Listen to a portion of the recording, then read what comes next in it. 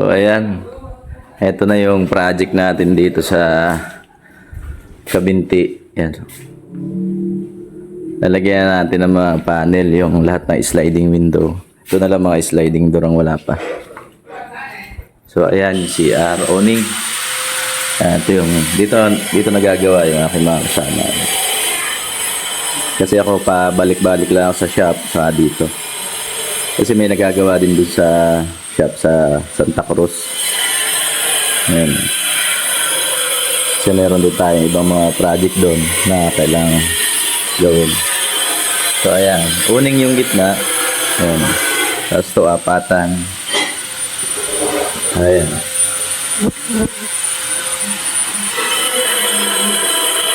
Ganda na ito. Guys, maganda yung aluminum natin. Powder coated analog. Hindi siya magasgasin. Ayan o. Apatan. Tapos yung screen, dalawa din. So, ayan. Ganda dito. Ayan o, like. Tapos ito, lalagyan pa rin ng bintana. Sliding. So, ito yung first floor. Dito tayo, second floor. Ayan. Pumunta ako ngayon dito, dinalang ko ng pagkain yung aking mga kasama. Kasi lang, 2 araw halos ako hindi nakapunta. So ayan, ito lalagyan pa rin ng glass yan. Ito medyo malaki-laki to. Ganda yan sa taas. So ito yan. Second floor, ganun pa rin, mayroon lalagyan ng uning.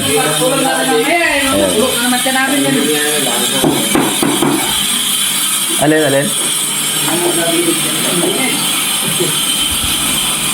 So, ayan. So, sasalamin pa. Ayan. So, ganun din. Ayan, siya. Uling, ang lalagay dyan.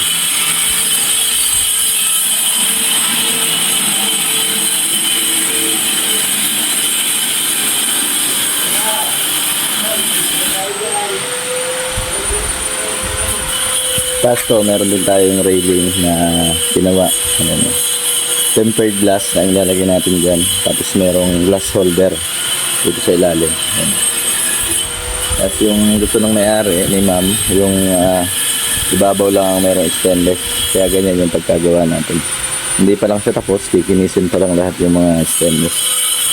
So ayan, mahaba yan. Dalawa yan sa nga doon sa may kabila. So ganda dito. Ayan, dito yung yan yung view. Grabe naman. So ito lalagyan pa rin ng sliding door. 900 series naman dito.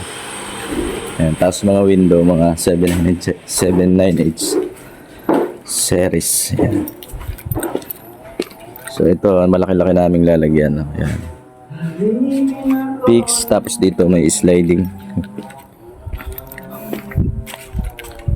So ayan.